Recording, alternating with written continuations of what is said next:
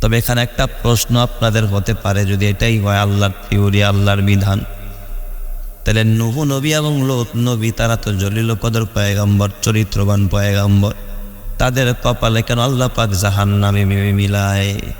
নূহ নবীর স্ত্রীও জাহান্নামে যাবে, লূত নবীর স্ত্রীও কোথায় যাবে? আমি আগে আপনাদের সন্দেহ দূর করব, তারপর আবার মূল কথা বলি। নূহ নবীর স্ত্রী জান্নাতি না জাহান্নামী? হ্যাঁ, সন্দেহ হয়? এই পৃথিবীতে 2 জন নবীর বউ জাহান্নামে যাবে। কয় নবীর বউ? 2 নবীর স্ত্রী জাহান্নামে যাবে। একজন নূহ নবীর স্ত্রী, আরেকজন হযরত লূত পয়গম্বরের স্ত্রী। আল্লাহর কোরআন বলে, দরাবাল্লাহু মাসালান লিল্লাযীনা কাফারু ইমরাতা নূহিন ওয়া ইমরাতা লূত কানাতা তাহতা আবদাইনি মিন ইবাদিনা সালিহাইনি ফাখানাতাহুমা ফালাম ইউগনিয়া আনহুমা মিনাল্লাহি শাইআন ওয়া কিলা দখুলান নার মা'আদ দাখিলিন। এই 2 জন নারীকে আল্লাহ জাহান্নামী বানায় দেয়। অথচ একজন জলিল কদর পয়গম্বর নূহ নবীর স্ত্রী, আরেকজন লূত নবীর স্ত্রী, নবীর সাথে একই পার্টনার, লাইফ পার্টনার, এক বিছনায় ঘুমায়, এক প্লেটে খানা খায়, একই ছাদের নিচে থাকে, একই ঘরে থাকে, নাইট পার্টনার। জনম জনম নবীর বিছনায় ঘুমাইল, নবীর সাথে রাত কাটাইল, এক কম্বলের নিচে ঘুমাইল, এক প্লেটে খানা খাইল, একই ছাদের নিচে সময় দিল। অথচ একজন হলেন নবী জলিল কদর পয়গম্বর, আর একজন তার বিবি হলো জাহান্নামী। তাহলে বলেন তো, হেদায়েতের মালিক যিনি, তিনি কে? নাকি কোনো নবী? যদি নবী হেদায়েতের মালিক থাকতেন, নূহ নবী রাতের বেলায় বিবির গলাটা ধরে তারপরে হেদায়েত দিয়ে দিতেন। ঠিক বললাম না? ঠিক বললাম? তাহলে নবীর হাতে হেদায়েত আসেনি। হযরত লূত আলাইহিস সালামের বিবি, লূত নবী জলিল কদর পয়গম্বর, যেই বিবিকে নিয়ে এক বিছনায় ঘুমায়, একসাথে জীবন কাটায়, একসাথে খানা খায়, ওই নবীও তার বিবিকে হেদায়েত দিতে পারে নাই, বিবিকে জান্নাতের পথ দেখাইতে পারে নাই। লূত নবীর বিবি জাহান্নামে যাবে পক্ষান্তরে। ফেরাউন লানাতুল্লাহি আলাইহি, এত বড় জালেম, ওই জালেমের তো এ বাবা কিছুই ছিল না, তাহলে এই জালেমের ঘরে কেন আল্লাহ পাক আসিয়ার মতো একজন পবিত্র সতী সাধবী নারী দান করলেন? আপনাদের প্রশ্ন হয় কি না? কারণ আমি তো শুরুতেই বলছিলাম, ভালোতে ভালোভাবে, মন্দতে, এটাই তো আমার বয়ান ছিল, তাই না? তাহলে আপনাদের এখানে প্রশ্ন হয় না? তাহলে ফেরাউন কেন এত দামি স্ত্রী পাইল, আসিয়ার মতো বিবি পাইল ফেরাউন? এই প্রশ্নগুলো আমি আগে দূর করতেছি আপনাদের। ফেরাউন এত বড় জালেম, এত বড় পাপিষ্ঠ,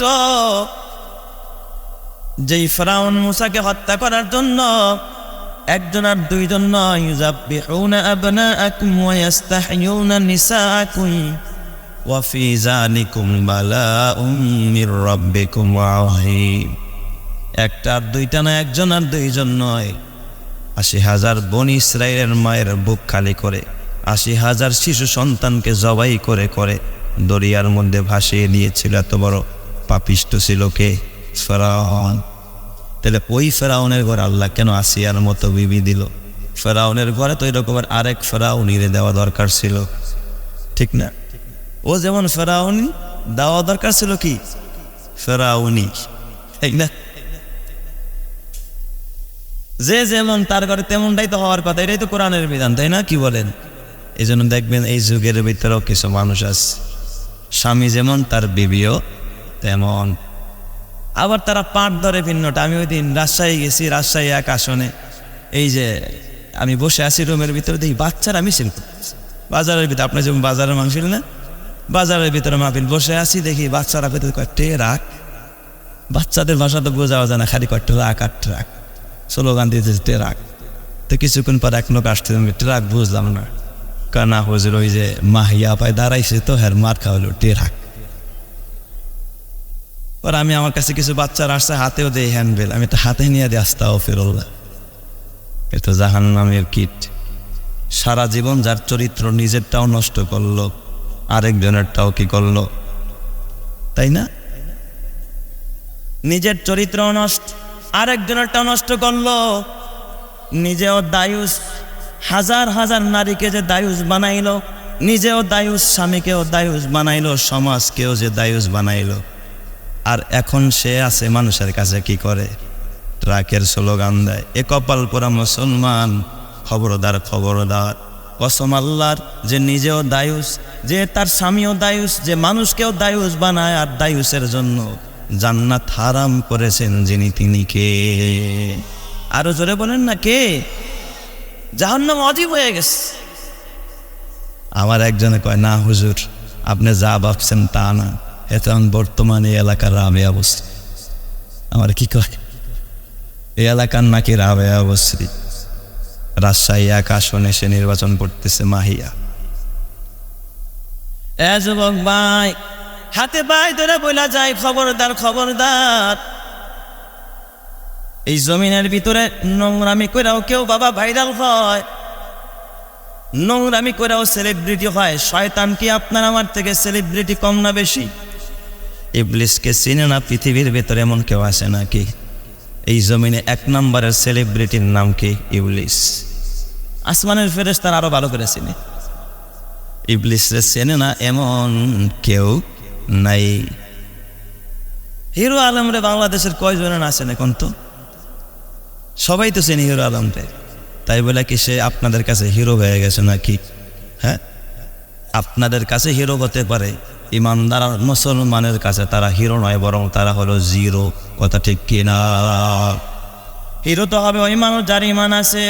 কারণ আল্লাহর নবী বলে, মান ক্বালা লা ইলাহা ইল্লাল্লাহ দাখালাল জান্নাত, যে বলবে লা ইলাহা ইল্লাল্লাহ।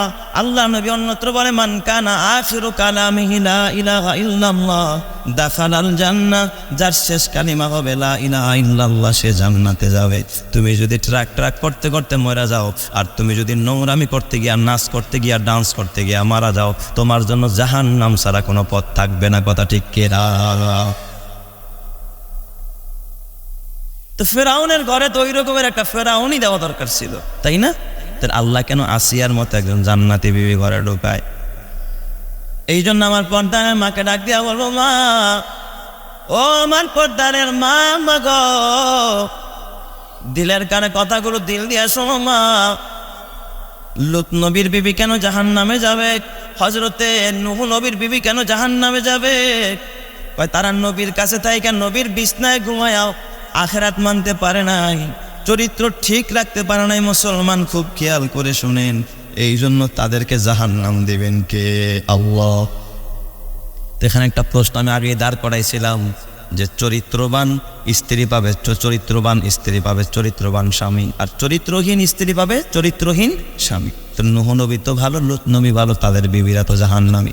এদেরকে কেন আল্লাহ এদের ঘরে দিলেন? এখানে লেখছে তাফসীরের কিতাবে যে নূহ নবীর স্ত্রী, লূত নবীর স্ত্রী, তারা কালিমা পড়ে নাই, বেঈমান, এই কারণে তারা জাহান্নামে যাবে, কিন্তু চরিত্রের কারণে তারা জাহান্নামে যাবে না। তাদের চরিত্র 1 নম্বর ছিল। কথা বুঝবেন? তারা কি জাহান্নামে যাবে চরিত্র নষ্ট হওয়ার কারণে, না ঈমান না থাকার কারণে? অনেক সময় আছে অনেকের ঈমান নাই কিন্তু চরিত্র ভালো, আছে না নাই?